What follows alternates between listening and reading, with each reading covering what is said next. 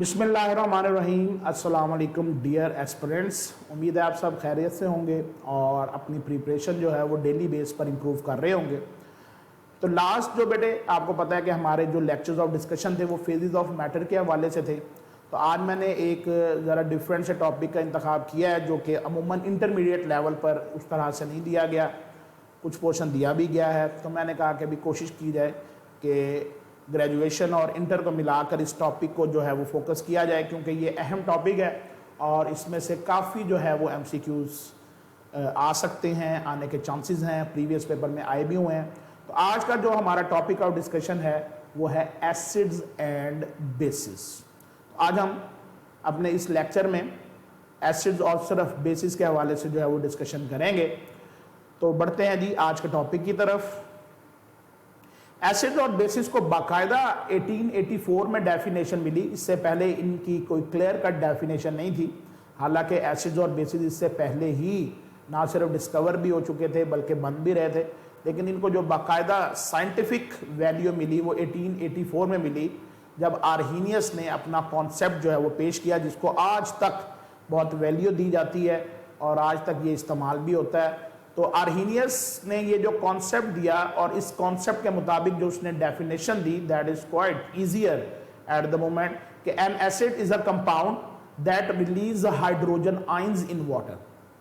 कि ऐसी स्पीशी जो वाटर में हाइड्रोजन आयन रिलीज करती है वो एसिड कहलाती है, और ऐसी स्पीशी जो हाइड्रोक्सिल आयन वाटर में रिलीज करती है वो बेस कहलाती है। लाइक HCl है, ये एसिड के तौर पर बिहेव करेगा और NaOH जो है वो बेस के तौर पर एक्ट करेगी।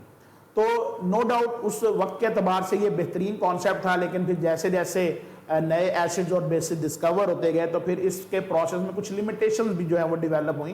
तो ये लिमिटेशंस भी एक कैंडिडेट को पता होनी चाहिए कौन कौन सी हैं। उसमें सबसे पहली जो लिमिटेशन है कि free hydrogen and hydroxide ion do not exist in the water. ये हाइड्रोनियम आयन की फॉर्म में तो एग्जिस्ट करते हैं, ये खुद फ्री फॉर्म में एग्जिस्ट नहीं करते, और इस चीज़ की एक्सप्लेनेशन जो है वो आर्हीनियस कॉन्सेप्ट जो है वो प्रोवाइड नहीं करता। दूसरी बात यह है कि ये कॉन्सेप्ट में सिर्फ एक ही मीडियम इस्तेमाल हो सकता है, वो है वाटर। यानी कि अगर कोई एसिड किसी और मीडियम में हम ले लेते हैं या नॉन एक्वस सॉल्वेंट में हम ले लेते हैं तो ये कॉन्सेप्ट फिर वहां पर उस एसिड या बेस को एक्सप्लेन नहीं करता, सिर्फ वाटर तक महदूद है। और उसके बाद फिर ऐसी बेसिस भी अब हम डिस्कस करते हैं जिसमें हाइड्रोक्सिल आयन है ही नहीं, and even then they are bases. तो फिर ये फेलियर की तरफ चला जाता है कि ऐसी बेसिस को कैसे एक्सप्लेन किया जाए जिसमें हाइड्रोक्सिल आयन मौजूद नहीं है। इसी की भी शॉर्टकमिंग्स को देखते हुए नया कॉन्सेप्ट जो है वो इंट्रोड्यूस हुआ 1923 में।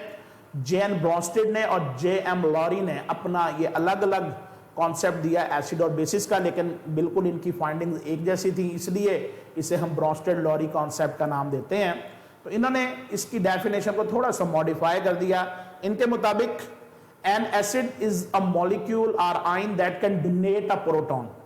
एक ऐसी स्पीशी, एक ऐसा मॉलिक्यूल जिसमें यह सलाहियत है कि वो प्रोटॉन डोनेट कर सकता है, वो एसिड कहलाता है। और ऐसी स्पीशी जो ये प्रोटॉन डोनेट नहीं कर सकती वो बल्कि जो एक्सेप्ट करेगी इस हाइड्रोजन आयन को, वो बेस कहलाएगी। यानी कि इन्होंने एक दूसरे के साथ रिलेट कर दिया, प्रोटॉन देने की सलाहियत एसिड, प्रोटॉन एक्सेप्ट करने की सलाहियत एक बेस। तो इंटरलिंक जो है वो इसने कर दिया। इंटरलिंक करने से फिर एक नई टर्म जो है वो अराइज की, जिसे हम कॉन्जुगेट एसिड बेस पेयर का नाम देते हैं।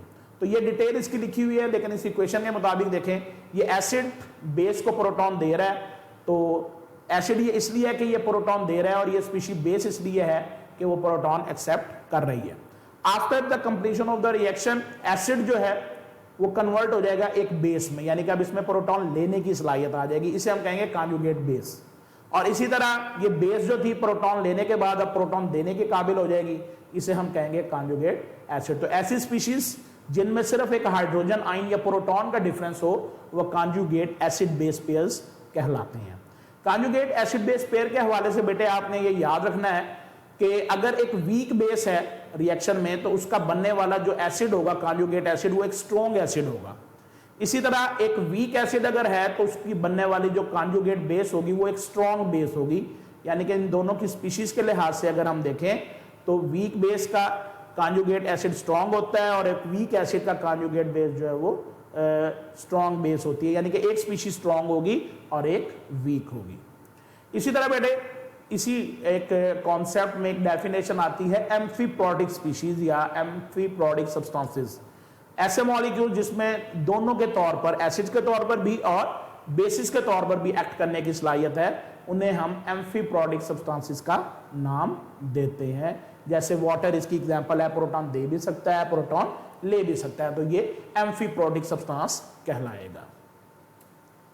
उसके बाद एक बड़ा जबरदस्त कॉन्सेप्ट जो कि बहुत ही इंटरेस्टिंग भी है और बहुत सारे एसिड्स और बेसिस को कवर भी करता है, वो है Lewis concept of acids and basis.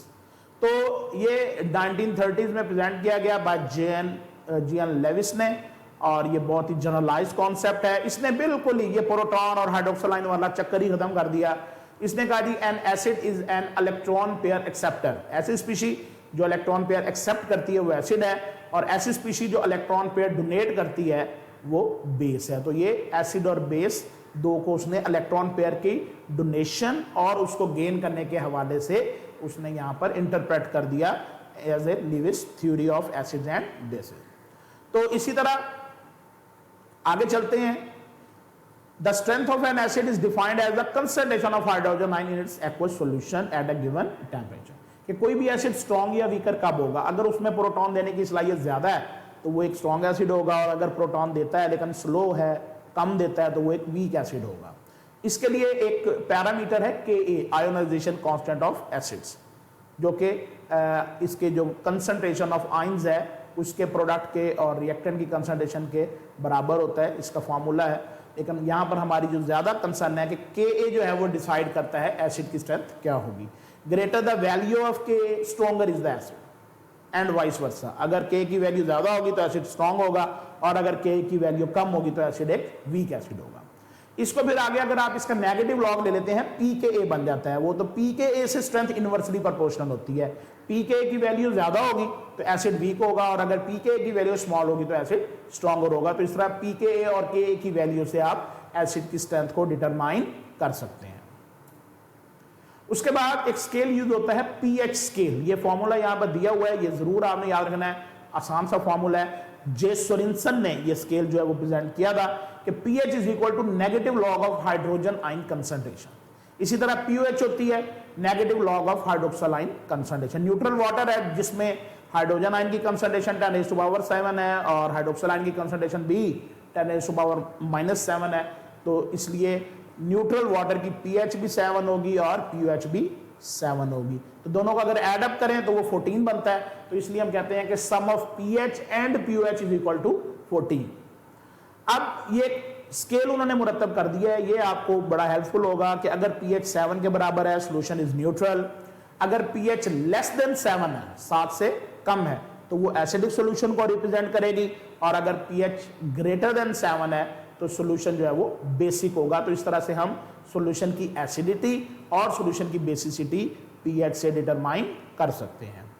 इसी तरह बेटे एक और टर्म होती है pKw।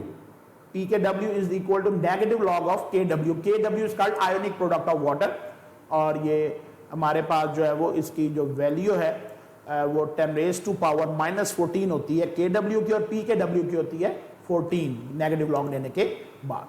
तो कहता है the value of pKw is less than 14। वैसे 14 होती है लेकिन हायर टेम्परेचर्स पर ये लेस देन 14 भी हो सकती है। तो ये आपने विद रिस्पेक्ट टू वाटर इसकी pH, pOH और ये स्केल को याद रखना है।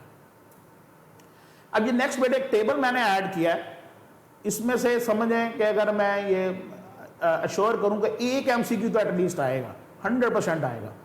अब वो इस तरह से हो सकता है कि वो आपको कोई एसिड दे दे कि जी 1 मोलर HCl है, बताएं उसकी pH कैसे क्या होगी, तो आप उसको negative log of hydrogen ion से कैलकुलेट भी कर सकते हैं और जुबानी याद भी कर सकते हैं, जो आपको इजी लगे। इसी तरह बेटे गैस्ट्रिक जूस की pH क्या होती है, pOH जाहिर बात है 14 है, तो उससे माइनस करके आप pOH निकाल सकते हैं।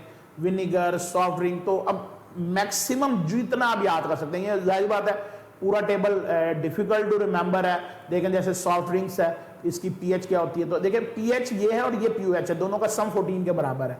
तो ये जहन में रखना है कि वो pH पूछ रहा है या pOH पूछ रहा है, तो ऐसा ना हो कि आप pOH पूछो और आप 3 पे टिक लगा दें। तो ये जितनी बेटे आप इजीली याद कर सकते हैं।